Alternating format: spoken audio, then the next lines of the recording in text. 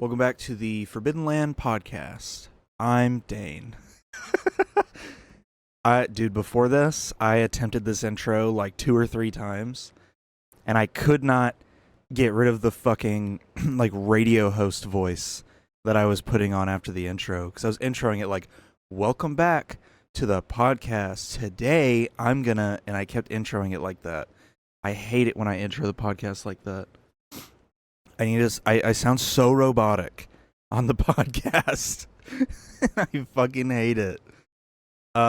Yesterday so let me go actually back a few months. A few months ago, I recorded an episode where I talked about Boogie2988 because it had just came out that he was dating like a 20-year-old girl. And I talked about how I thought that was creepy. When did I talk about it? I talked about it 3 months ago in July. That's not 3 months ago. That's like 4 months ago. And I was talking about how I thought it was really problematic that there was that big of an age gap, and how age gaps in general aren't horrible. It depends on the ages. The problem with this age gap is how predatory it feels. And to recap it, I felt like his girlfriend was being taken advantage of, and that she was too naive to throw herself into this difficult situation. Well, and I think I also explained how he was like 28 years old when she was born, which is the part that I had a big problem with. And it just felt very predatory. Like, this man was literally in the prime of his life when she was not only conceived, but also born, and then learned how to walk, and then started going to school, So, now this documentary has come out from Mike Klum, and I was like, yeah, I'll watch it. It's been getting a lot of views, and it seems like it's really popular, and a lot of people like it.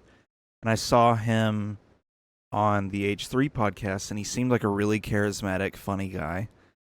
And, he was cracking jokes and all that. Like, really, like, deadpan humor, and I love that.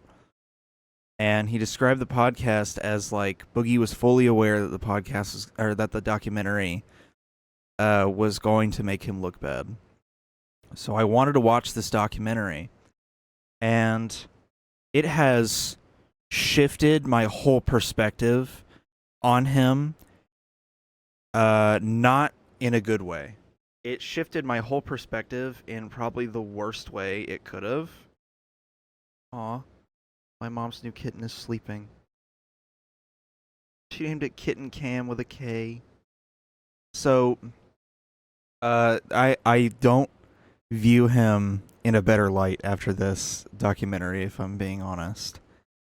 And the thing that made me want to really talk about it was, let me go to his Instagram.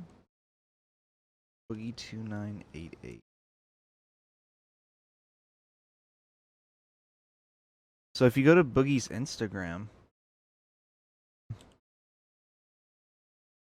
then he made a post about, and the documentary talks about this too, which gave me the grossest feeling.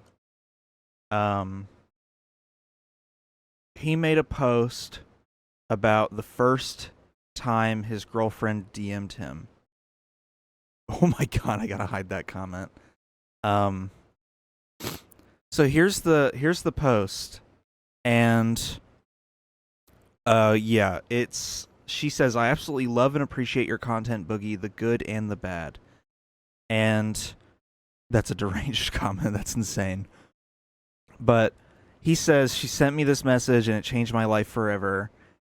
Clearly she's a fan. Now, we've gone into, and the internet has even canceled people for this level of weirdness. Call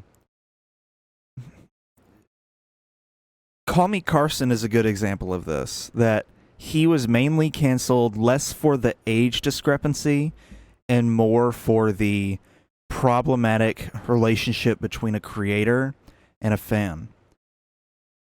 And I've always seen it as very weird when a fan is talking to a creator and the creator is like, "Ooh, well, let me use my, whether I realize it or not, let me use my status to, in a way, take advantage of them." And if you watch the documentary, they go over how she was a fan who just DM'd him saying she liked his content, and that it basically led to them DMing each other and then meeting up. And in the documentary as well, it seems that she like cleans for him and cooks for him and basically does like housewife chores for him. Let me show a couple parts that I found disturbing. Also, there's a scene in this documentary where they're in the bathtub naked making out. What a champ that guy is for actually pulling through on that scene. That's an insane thing to film. So he like takes her to a comedy show and they're making fun of him because he looks like a pedophile, as he surely does. Oh, let me unmute the speakers. Yeah, look at this. Your girlfriend, who is much younger than you, is suspiciously. It's never good when you say, "Well, she's an adult." Is this a sex trafficking situation? And I want you to look at how uncomfortable the girlfriend looks in a lot of these shots. Like, I don't know. I guess I might be reading too far into that. She might just be like a little awkward and she finds it all funny, but there are shots in this documentary where she looks wildly like she just has the 1,000-yard stare. It's so disturbing. She will occasionally just take on the 1,000-yard stare. And it's never good when you say, "Well, she's an adult." Is this a sex trafficking situation? like, look at how easy it is to make those jokes. It's so easy, dude. It's just look at let me cut back to this. Look at this shot. You keep looking at him and never answering the question. Is this not like, okay, yeah, I'm not showing that. But like, there are moments in this where he's going over his finances with her, and he's going over his like dire health situation with her, and out loud while I was watching this documentary, I was saying, dude, this is so fucked. He is fucked for doing that to her. He knows how horrible it is. He knows what burden he's placing on this 20-year-old girl. Dude, I'm 21. I'm about to be 22.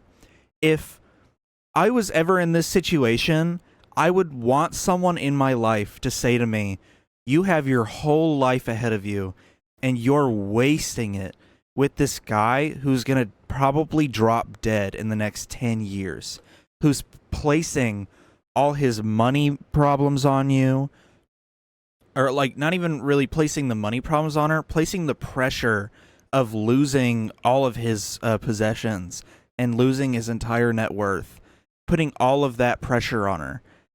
He's also putting the pressure of, you're gonna like become infatuated with me, and you're going to become comfortable with my existence, and then I'm just gonna fucking die at some point in the next few years, and you're gonna have to live with that for the rest of your life.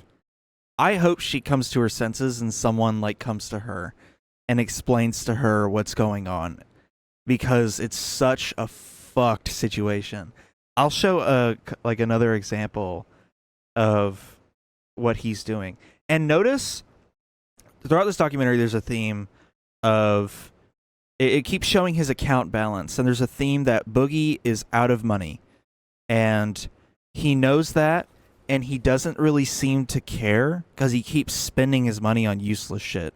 At the beginning of the documentary, he spends like $100 on a sound bar because the TV audio starts cutting out on his living room TV. And like even he's like, yeah, and then the audio fixed itself the next day. And he's like, but now I'm stuck with this $100 soundbar. And his account balance went from like $700 something to $600 something, like $625. And you're like, what the fuck? The audio starts going out of my TV. I just fucking deal with it. You know, I had a TV in here that started experiencing audio problems, and I just kept using it till I got a replacement, till someone gave me a replacement TV.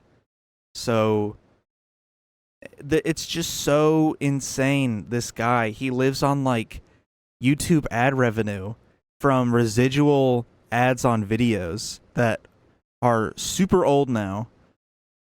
It's so depressing to watch. I think I had to like take a break in the middle of it. So let me pull up where he's discussing his dire situation with her. If I'm broke, if I go broke, okay, if we end up back on disability and it's me, you, and Chad living in some small apartment and we're eating McDonald's every day and that's treating ourselves, you gonna be able to handle that? Yeah, You I guess it's that? me, you, Chad, eating McDonald's every day in our small, cute apartment. Because, I mean, I'm hopeful that people will go back to watching us on YouTube. Yeah, she looks miserable, dude. And here's the thing is, like, he keeps mentioning his money situation. Sell some shit, bro. Do a garage sale. Please. Fucking sell some stuff. My God. It's so easy to just sell your shit. He has so much shit. So much. His expenses, he claims, are $7,000 a month, and his income is $5,000 a month because he has like a $2,200 mortgage or something, and then he has like a bunch of medical expenses and stuff, and he eats like a fucking family of 7. So he spends a shitload of money. I hope that people will be, I'm hopeful that people will, like, you know, I can go back to live streaming full time again and do like 6-hour live streams like every other streamer and like grind it out. But I mean, there is a very real possibility that one day I won't be able to do that anymore, and we're going to have to live off of whatever we can. Are you prepared for that? As long as I have you, that's all I need. See how fucking delusional all this is? Dude, he's like, I don't want to get a job, and I'm going to attempt to keep doing YouTube until I'm like physically disabled and can't do it anymore. That's basically what he's telling her. And she's like, okay. How ridiculous. Damn, somebody just fucking flew down the street. It's like, it just feels so predatory. Yeah, there's another scene where they're like crying on a bench about how he's gonna die someday. I'll play a little bit of that. I really want you to understand how actually sick I am. Like, I don't know if you actually get it, but this is my health summary. This is everything that's currently wrong with me. My risk for stroke or heart attack is astronomical. Yeah, it's... And then they start crying, and it's just... We wish I had this taken whole better care. thing. I'll never be ready for it, but I know. This was the... That was the part where I started saying out loud, this is so fucked up. To be alone. I want you to be alone. When she starts crying and she's like, I'll never be ready for it. I'm like, you shouldn't have to be! Fuck, dude. She shouldn't even have to be! She's 20 years old! Get a grip! This is so stupid! It's so ridiculous. It's... Dude. Let's say Boogie was in good shape. and had no health problems, no money problems. The only thing wrong with the entire relationship would only be the age gap. That's the only thing that would be wrong with it. It's the fact that it's this dude who has immense health problems, who admits several times in this documentary that he thinks he's going to die before 50 or before 60, who literally lists off every health problem he has. He knows what a compromising position he's in. He knows what his financial problems are, and he still is so goddamn selfish that he's like, but I'm going to push all these burdens onto this young girl. All because I'm lonely and I need a girlfriend. It's so selfish.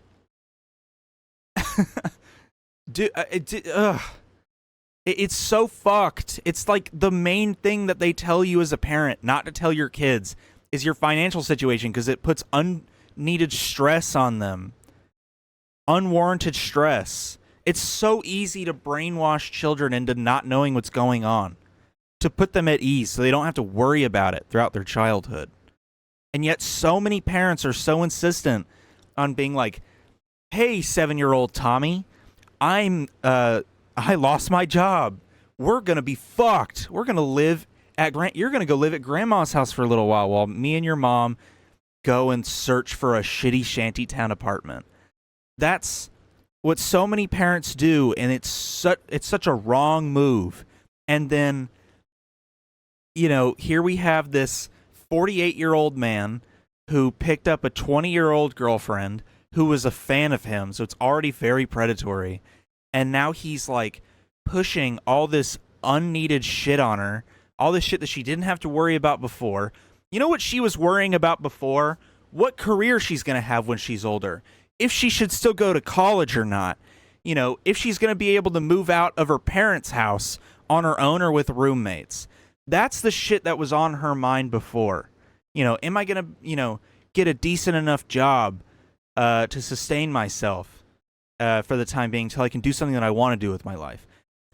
Those were her only worries in life. And now she has to worry about this selfish, dumb piece of shit who is knowingly continuing to harm himself by not getting therapy, by continuing to, you know, not get help for his eating disorder that he clearly has, not getting financial help. You know, this dude who just has this myriad of problems that only someone specific to him should have to worry about. You know, it's so stupid. He talks about in the documentary like, oh, I deserve to fuck models, and I deserve beautiful women, and I deserve this and that. Clearly you don't. This man has had gastric bypass surgery and has figured out a way to reverse that. How in the fuck do you manage that? Gastric bypass is supposed to be like, you know, it's supposed to be like the end of the road solution for overweight people. Almost everyone on it is able to sustain their diet because it causes immense pain to not sustain that diet. You know, you can only eat so much with gastric bypass, and then you get really sick if you eat too much. And he's figured out a way to undo it. It's insane. So I don't even know where to like go from there. You know, it's so fucked. This whole documentary, you know, the whole time I was like, damn, this is fucked up. You know, he's in a bad situation, and you know, he's clearly an attention seeker and all that. But then it cuts to like the part about the girlfriend, which I already knew about the 20-year-old girlfriend, obviously based on the last episode. I didn't know the extent to how predatory their relationship is. I'm also glad she's only in it for this one part, because after that he goes on like a boxing arc where he lost a shitload of money on that anyways. Then he goes on a mushrooms trip where he does mushrooms, and then it just kind of seems like he doesn't care anymore by the end. It's a good documentary, you know, you should watch it. It goes over his early YouTube career and how he's gotten to where he is and what's changed in his personality over time. I'm trying to find a part that I found interesting. There's this part where, and here's how you know he doesn't want any help. There's this part where they set him up with a corporate consulting firm where they're doing an interview, and this firm doesn't know who he is, and so it's just a raw interview. And he pretty much goes in and self-sabotages the whole interview. He just starts listing off everything wrong. And it's like, it's things where it's like, you don't have to mention half this shit in your interview.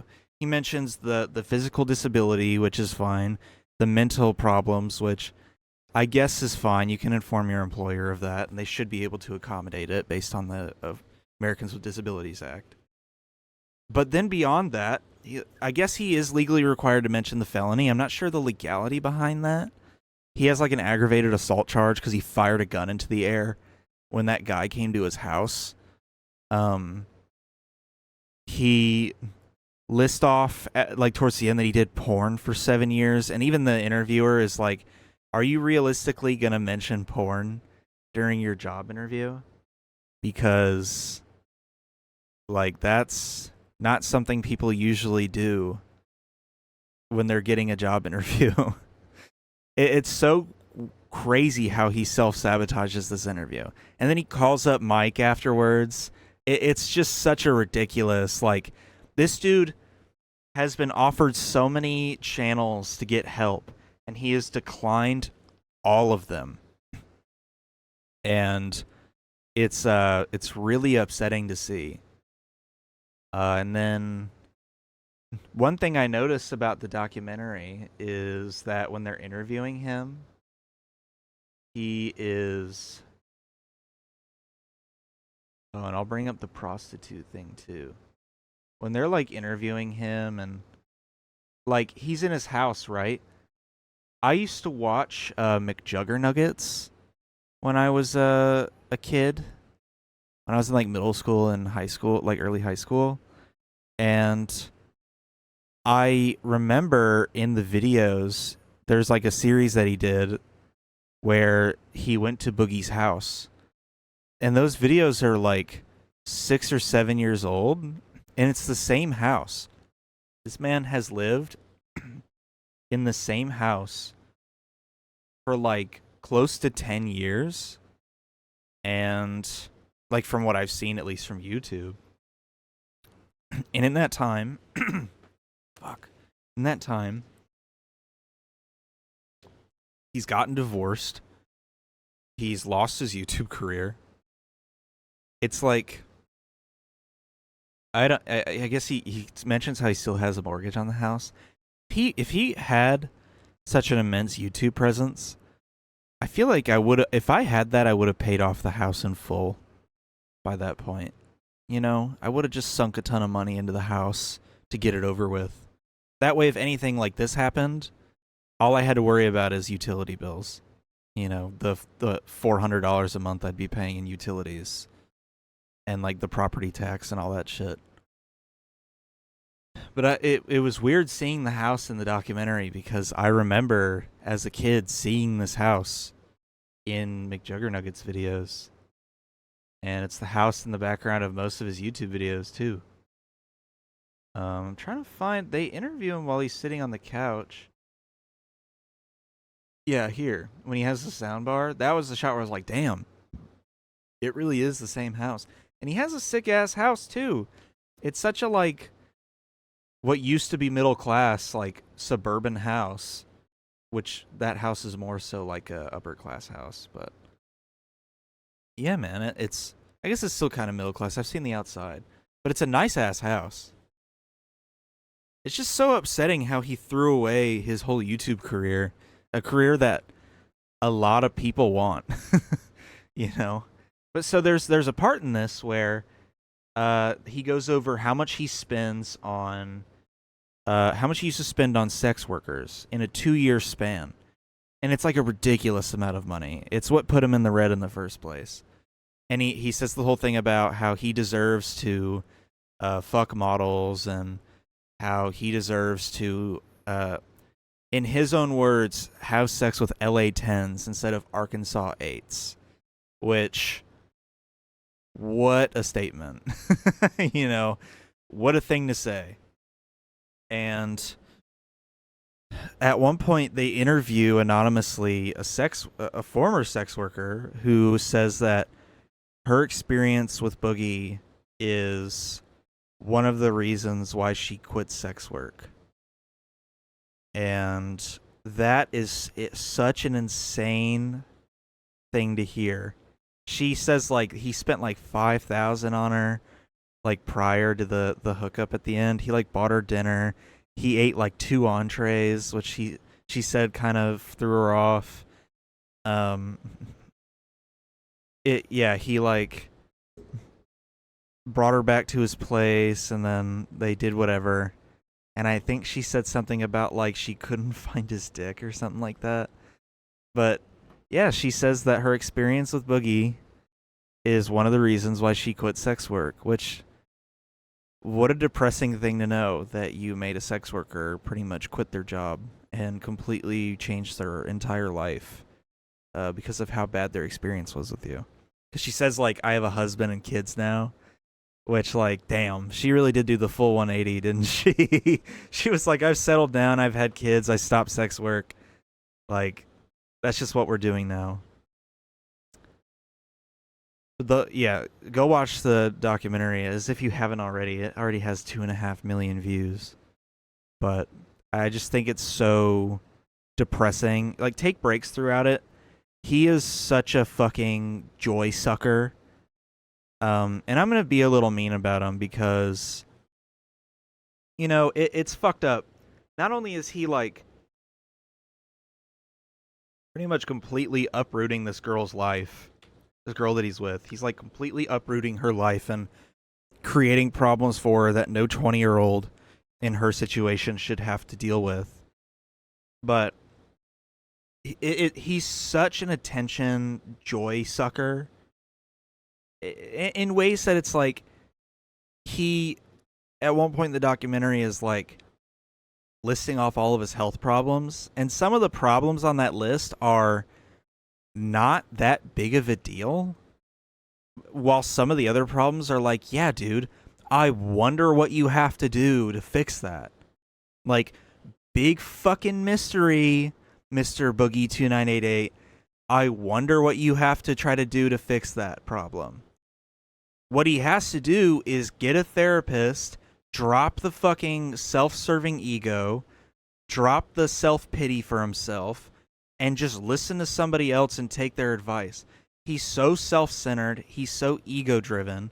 Anytime someone tells him, hey, Boogie, you want to get your life together? Why don't you get a job? So then on top of the YouTube income, you're also getting, you know, supplemental income that, even though it's not that much, it'll fill in the difference for your monthly expenses, and you won't go bankrupt in 6 months like this documentary projects.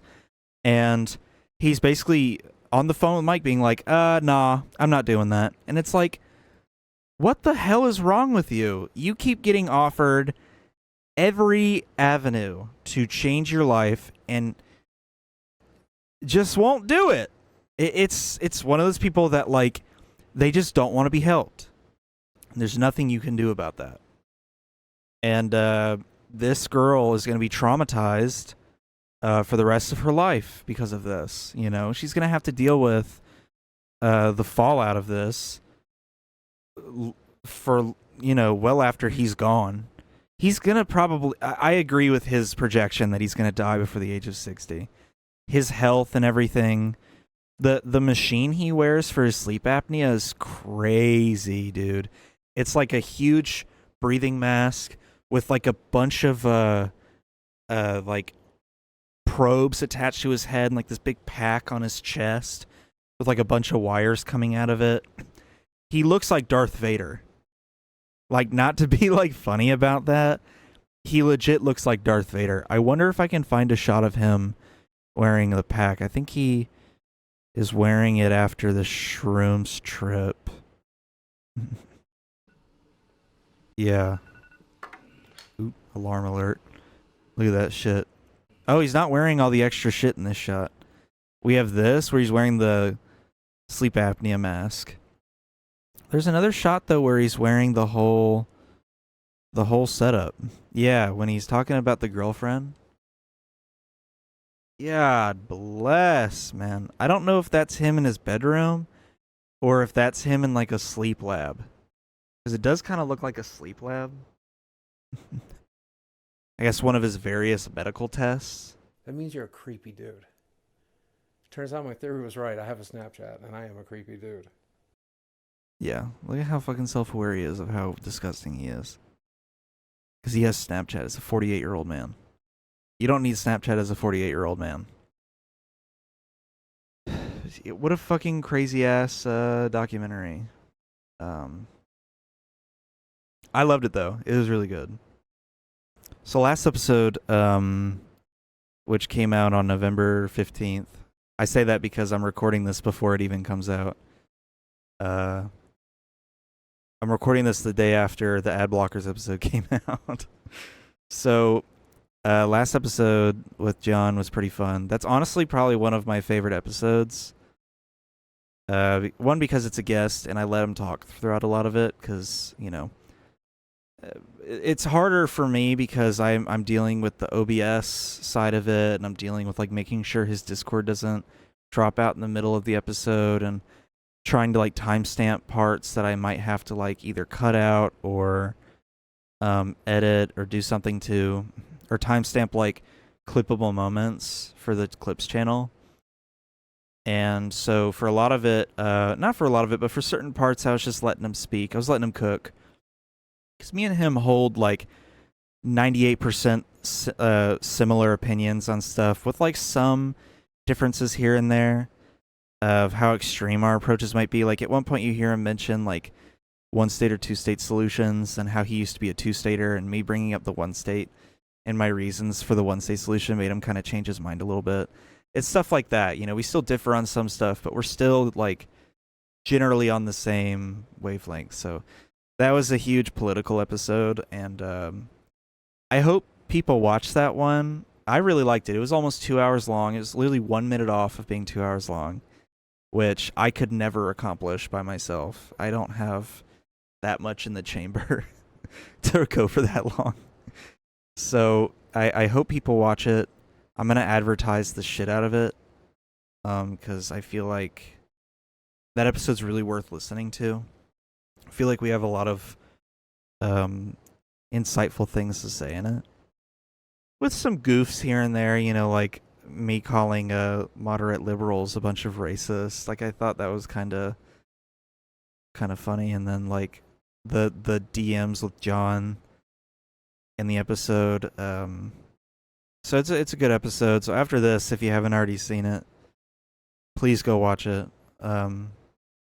I think it was a good episode. You know, I personally really like it. It's like one of the few episodes where I can listen to it because I'm not talking as much. I can't listen to myself talk. Like these episodes, obviously I edit them and everything, but I'm kind of skimming past what I'm saying because I just don't want to listen to it. I'm only like even listening to myself in the first place to get timestamps for the chapters in the description of the video. So yeah, you know, if you haven't already, after this episode, go watch the one with John, episode 37, and I'll probably link it in the card at the end of the episode. So, but I liked it. I think I've made that very clear now that I like the episode. So yeah, also, not to flex, new jacket alert. Speaking of the jacket, officially, I think it was yesterday morning, I dropped under 200 pounds, and I'm fluctuating between 199 and 201. So I'm kind of in between that depending on how much I eat. But my morning weight is 199.6. That's the lowest I've ever seen it. Since 2020. So last time I saw a number that low, it was 2020, and I was in my friend's bathroom, and I stepped on his scale, and it said like 183. And in that moment, I was like kind of freaking out because the last time I had weighed myself, I was like 148 or something like that. So it kind of worried me at the time, and I remember coming up to my friend and being like, dude, I'm gaining weight at an alarming pace. I weigh 183. He was like, dude, it's fine. Because he was also gaining a lot of weight. So we were clearly like, whatever, you know. Bros gain weight together. And now I'm not friends with him anymore. But, you know, it's one of those things where I was gaining a lot of weight at the time, and I haven't seen a weight that starts with a 1 in probably 3 years now. So I'm very happy that I'm finally losing weight. And you know, I'm not like Boogie levels of weight, not to bring him back up, not to sound fat phobic or anything, but I was heavy enough where I could comfortably say I was fat.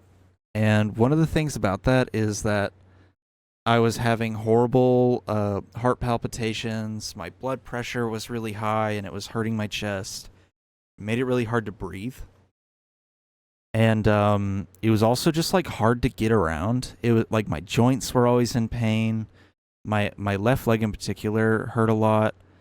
Then I was limping on it a lot. And you know, I would go on walks and I'd get tired really easily.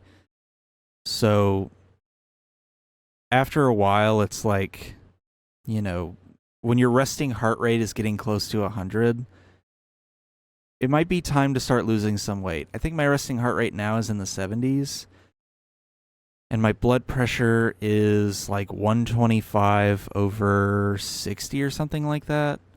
So the mic. So my blood pressure is getting better, and my heart rate is getting better.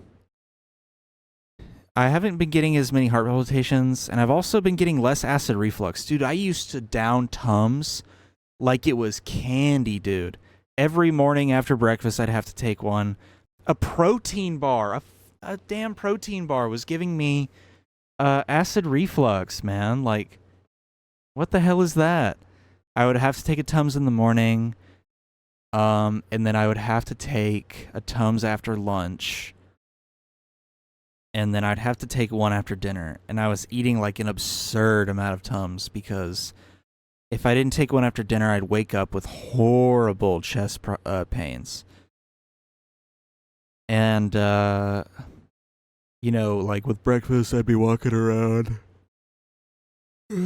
like not able to breathe very well. After lunch, I'd be like super slow. I'd feel like I had like horrible stomach pains.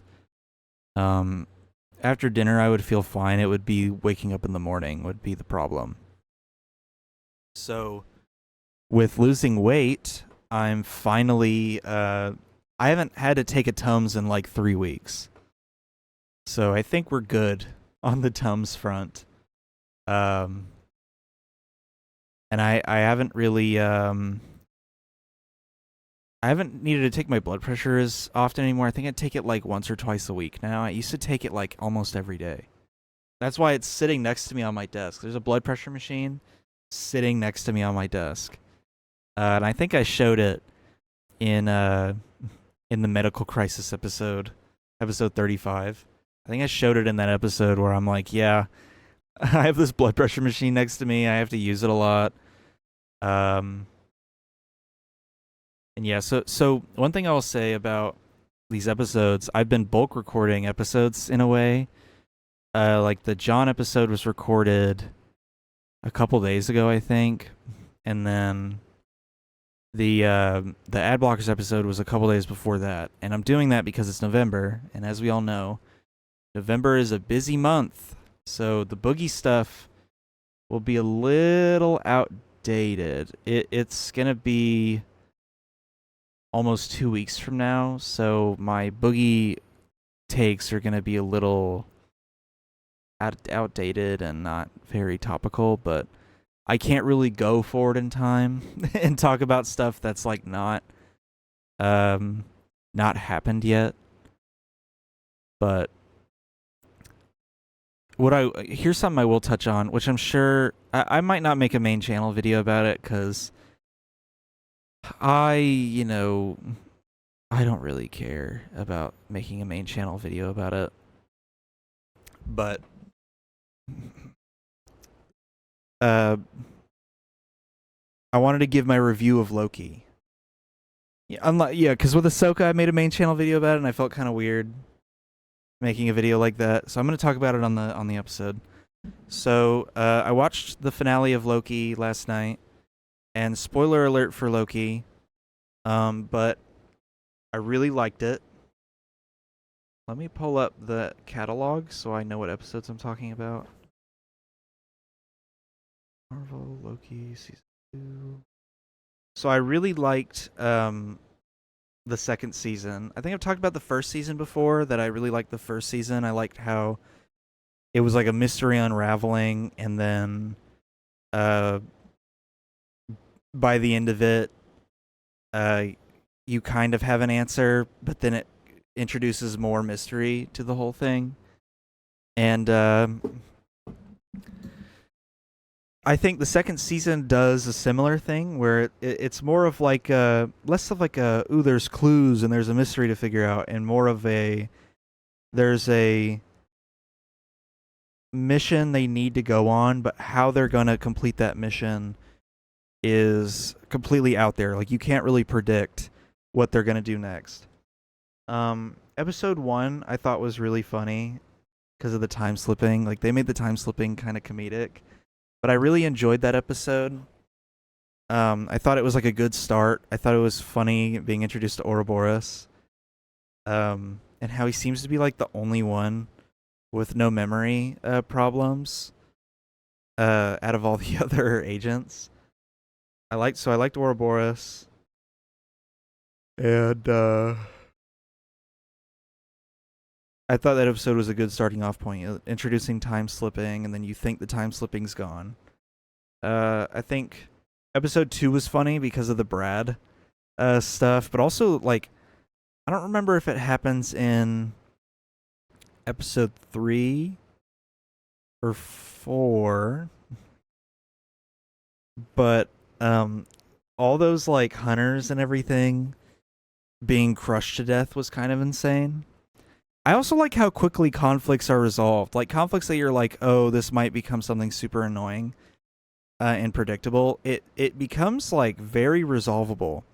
Like, they kind of just fix it within an episode, which I kind of like that, because it keeps the theme of, like, the overall problem is still present, while this, like, one hiccup in the plan is resolved quickly. So I liked episode 2. Episode 3 and 4 were really good. I liked Victor Timely, and I thought Victor's death in episode 4 was brutal.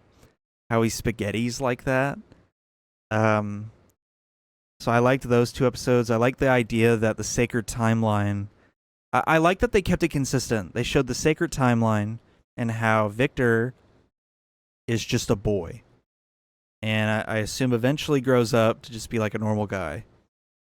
And that's the Kang variant on this on the sacred timeline, because he just grows up to be a normal guy and then dies a normal guy. Meanwhile, in the show, they go to the sacred timeline and interfere with Kang's trajectory in life, and he becomes a Kang variant, like officially, like a multiversal Kang variant.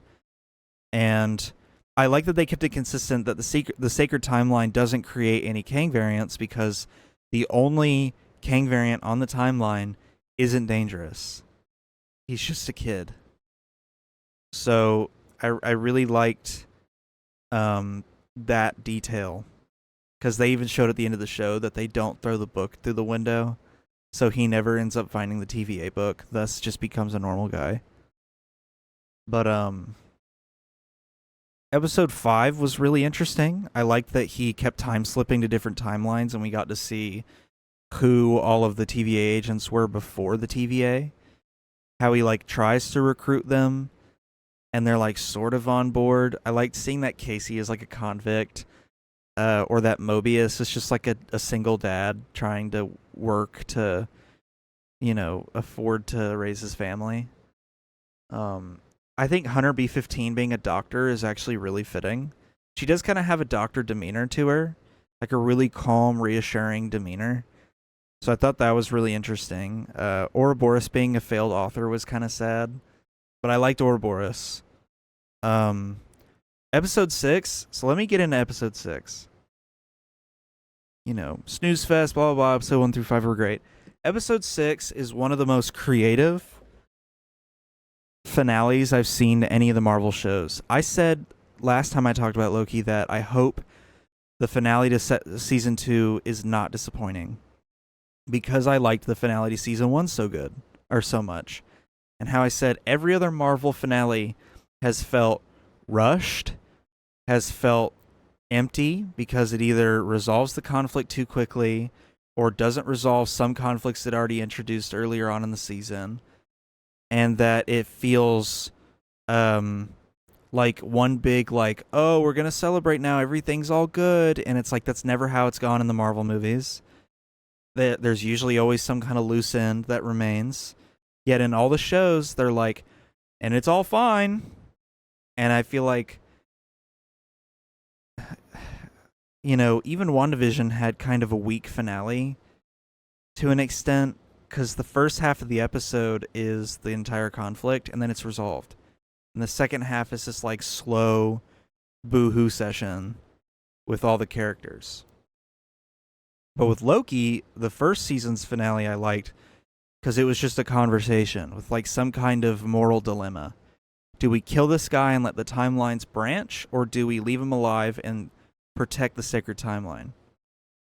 But then that goes against Sylvie's ideology, because Sylvie is a variant and wouldn't exist without the branching timelines. So I liked that first finale. The second finale is good because it kind of shows that Loki has a mission that he's trying to achieve, but he keeps failing at every step of the way. So he spends like centuries learning like quantum mechanics and all that shit in like advanced engineering, and then he like thinks he succeeds, and then he fails like at the last minute. So then he starts going back even further to like when he met Kang, He Who Remains, and him and He Who Remains have a conversation, which he seems to kind of shock He Who Remains by showing that he's a little bit more powerful than him. Which it like kind of like foreshadows that Loki is the actual like timekeeper, and He Who Remains is just like kind of a fraud that's just afraid of himself. Or like afraid to confront himself. And then Loki goes even farther back to when he met Mobius, which I thought was interesting. Then he goes back forward in time to talk to Sylvie and present the dilemma to her. Then he goes back to the moment where the entire loom is about to explode. And he essentially goes out there and destroys the loom himself and saves all the timelines by sacrificing himself to an eternity of upholding the multiverse and making sure it doesn't collapse in on itself. I thought that was a really interesting concept. And I liked how the show kind of concludes with the TVA like finding out what their purpose would be, like basically preventing Kang the Conqueror from ever finding out about the TVA and preventing him from ever finding out about other timelines. And as we learn in Ant-Man and the Wasp, Quantumania, there is an entire council of Kangs, so clearly they've found each other, but it's a question of whether or not they've found the TVA yet. And I thought it was really interesting that Mobius actually brings up I think he says 616 adjacent in the episode, which I thought was like a good little loop around to get around all the people that cry and piss and shit over the Earth 19999 thing. So I thought that was an interesting little way to describe that, if that is what he actually said. But he brings up the Kang incident from that they neutralized their Kang, and then I guess the whole goal of the TVA now is to prevent another multiversal war. So they're literally monitoring every Kang variant across the multiverse, which I think is a really cool thing, where the TVA has gone from like policing variant timelines to now policing variant Kangs and making sure they don't get out of hand. And the finale of the second season, I honestly think it's probably the finale of the whole show. I can't really see them going anywhere past this point, just because like Loki is now, basically doomed to this eternity of watching over the timeline. So I feel like the show's over, right? And if he ever shows up again, it's going to be in like a movie.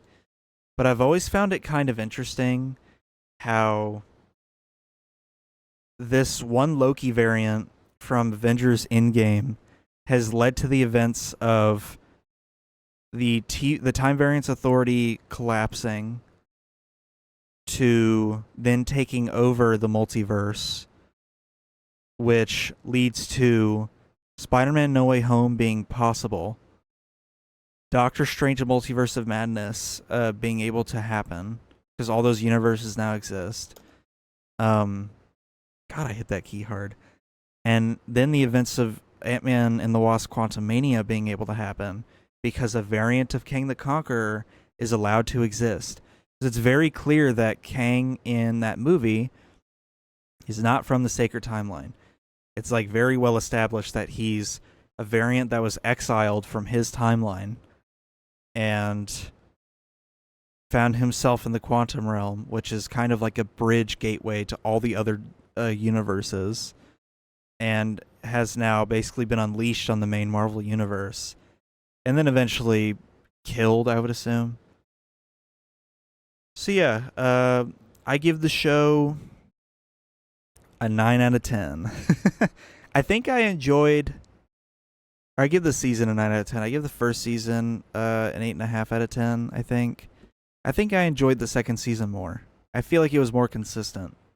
I like the first season because of all the like twists and turns that it takes and all the unexpectedness of it and all the stuff it's introducing us to. But I like how established season 2 is, how focused it is, and how consistent it is throughout the whole season. So I'm going to give it a 9 out of 10. So anyways, I think I'm going to end the episode here. Hopefully before this episode comes out, no new Boogie stuff comes out. Because if it comes out that he's like a raging pedophile, then there's already allegations of that in the first place. But if there's more like concrete evidence after this documentary, I don't know what I'm going to do. I'm going to have to like do like a follow-up and talk about him even more. So, all right, well, if you listened this far, thank you so much. Remember, this podcast is on Spotify, Apple Podcasts, on YouTube Music. If you want to listen to it without having the visual up. So it is a podcast on YouTube Music. So yeah, and if you watched, thank you for watching. And if you're curious, we do have a Patreon. Hopefully someday somebody will sub to the Patreon, because the Patreon will fund anything that goes into this podcast or goes into the main channel and any like streaming related stuff. So it isn't just funding the podcast. The podcast is like a vessel to fund my other projects, including this one. So thank you for listening. Thank you for watching. And I'll see you in the next episode. So, all right. Bye-bye.